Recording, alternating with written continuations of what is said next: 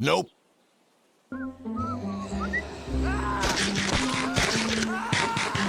Good evening, ladies and gentlemen. Welcome back to Chaotic Entertainment. I'm your host, Dan, and I'd like to thank you for joining me on this little journey.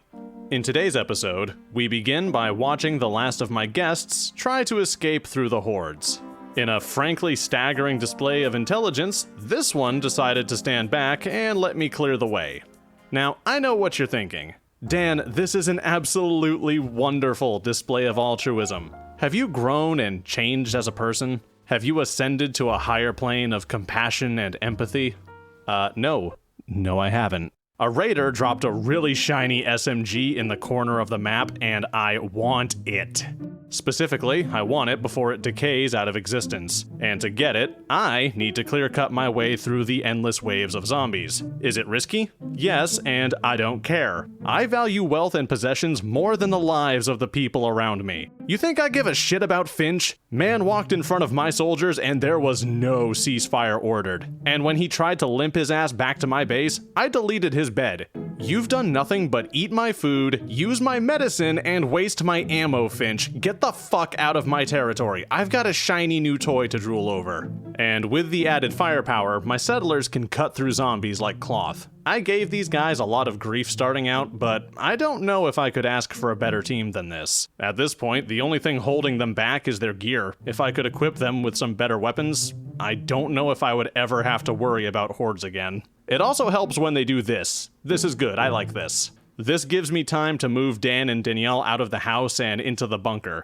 I'm not doing this for safety, I just need the goddamn storage space. I'm tired of my living room looking like my living room. This wall, however, is for my safety. Several inches of granite and marble between me and the outside world.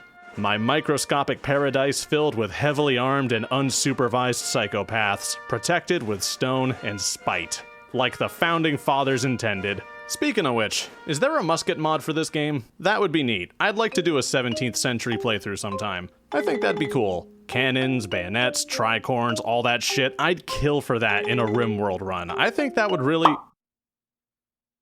Huh. Apparently I have legs now. Huge thanks to Taco. Go show them some love. Their Twitter link is in the description below. Now where was I? Alright, some dude named Mike landed outside my house. I didn't like him. His friends didn't like me. He wouldn't fight fires. I wouldn't let his corpse reanimate. Landing next to my house with zero combat skills is a bold decision. Your value to me directly correlates to how good you are at senseless acts of violence. Danielle gets a pass cause she's cute, and don't get me wrong, Mike, it was fucking adorable of you to assume I'd let you stay here with stats like that. But the answer's gonna be no, my man. Thanks for brightening my day. Also, I know I made a joke about the zombies getting smarter, but I wasn't ready for this spectacle outside my house. They bit out his eye. Oh god, they bit out his eye. They threw dirt in his face. Why did they throw dirt in his face? We're also starting to see special infected in almost every horde spawn. None of the dangerous ones yet, but that can change at any moment. I think the zombies heard about my awesome new power plant and they were getting jealous. Understandable. I'm not sharing. Fuck off.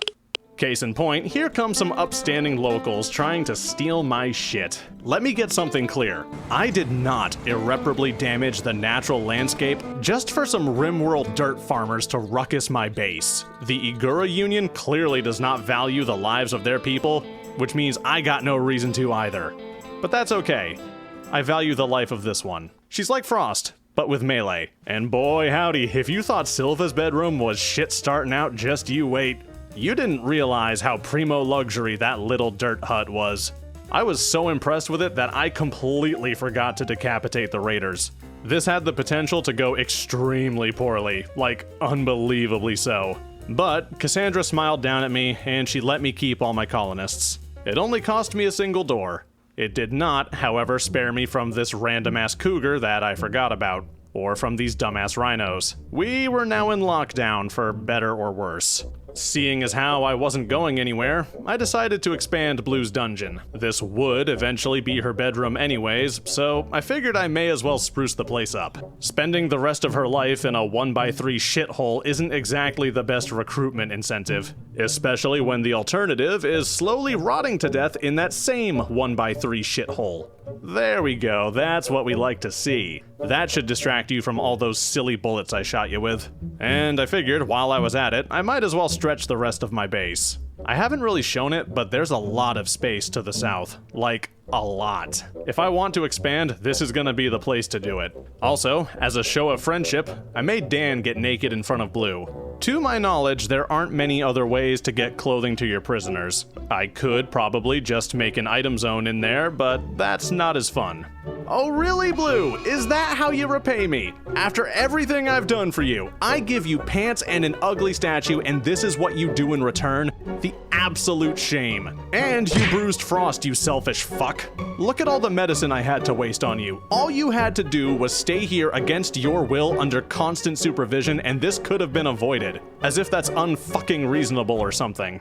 Let's switch to a happier subject. I built a lab. Well, I started building a lab. It's a cave with some sticks and a door, but only for now. Soon, it will be the place where I learn how to make and sell extremely addictive narcotics. Eventually, I'll distribute them to all the nearby neighborhoods to see if I can destabilize them. A hostile takeover is much easier when everyone's too busy scratching their gums to fight back. Ah, welcome to the winning team, Blue. You'll make a fine addition. I can't send you into melee until I have a suit of full plate and some zombie vaccines, but in the meantime, your high construction skills will make it so Frost doesn't have to do all the work by herself. Growth in Rimworld tends to be exponential. Every step forward is followed by an even larger stride until eventually you're leaping your way to power armor and, you know, laser rifles. Also, this zombie can open doors. He's the only one who made it in, and he got torn up like your mom at the homecoming celebration. But that's besides the point. The idea of him letting himself in was scary enough. And to make matters worse, my neighbors didn't realize just how dangerous things had gotten over here, and they decided to visit. About half of them just decided to wander off and left their friends here to their fate. I only managed to save one of them, and they did not leave here with the same amount of appendages they came in with. The wonders of modern medicine can only accomplish so much. When the new ways fail, we return to ancient traditions. Your body part? It looks funny, so I'ma cut it off to let the ghosts out of your blood. I'm not keeping this one, I just want her to get home for the reputation points, for all the good that'll do me. I don't even know if she made it out. I scrubbed the footage and I never saw any mention of it. At the very least, it did tell me that I really need to make a damn hospital. Preferably one that isn't just some designated bleed out spots on the bedrock of a mountain. It turns out there were some insectoids here. I say were because, I guess they got hungry. Something about this is unsettling. Maybe I don't need the hospital. I mean, Frost is fully capable of doing field surgery just fine. But just in case, we'll lay some tiles down here. And lastly, our final visitors of the video are a bunch of combat suppliers. It turns out that several heavily armed NPCs can't fight one horde of zombies by themselves. Which is fine with me, honestly. That's a shiny looking grenade launcher and I will gladly take it. Even if I have to kill you a second time to get it. I'll even have Blue shove you over like a bully. And we end the video with a new pet. I hope you guys enjoyed this video. I had a lot of fun editing this one. A huge thanks to Taco for giving me legs, and a huge thanks to my backers on Patreon. You're the legs that carry me to the fridge where I keep my snacks. Thank you all again, and I'll see you all next time.